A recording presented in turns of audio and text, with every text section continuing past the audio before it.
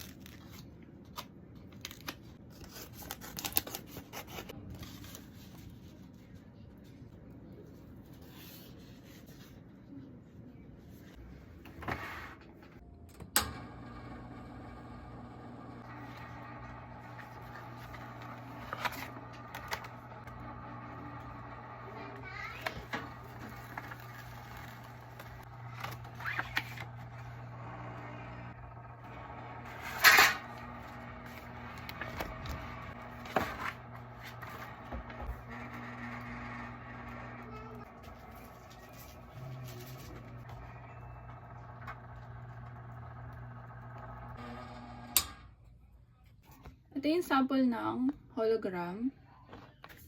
Then, ito naman yung glossy.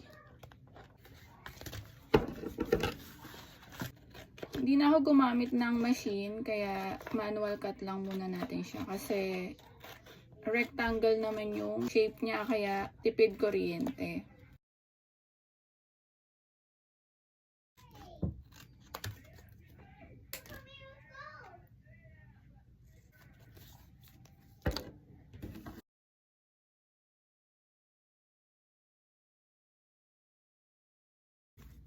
Yan. So, makita niyo yung difference niya. Ayan. Pagka hologram, medyo ano siya, medyo faded siya.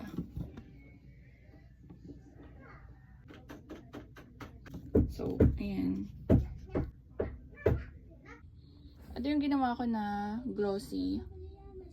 Ito naman yung hologram. Nakita yung difference nila, di ba? Medyo faded yung sa hologram sticker.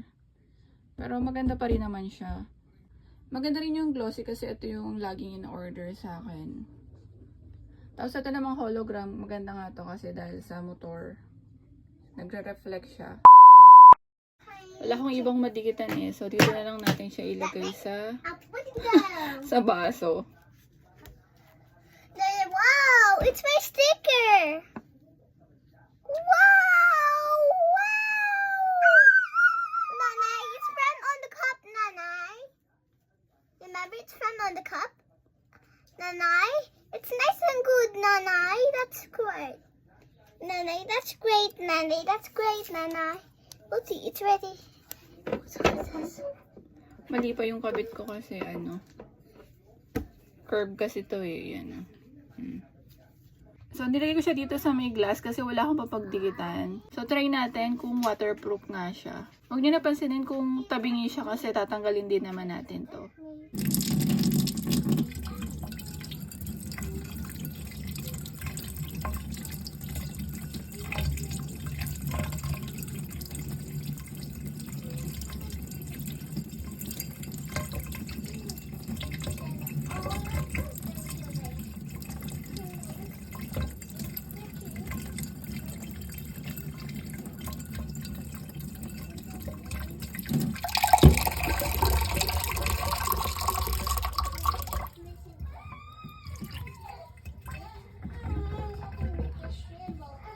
Diba? Ang tibay niya. Ayan, oo.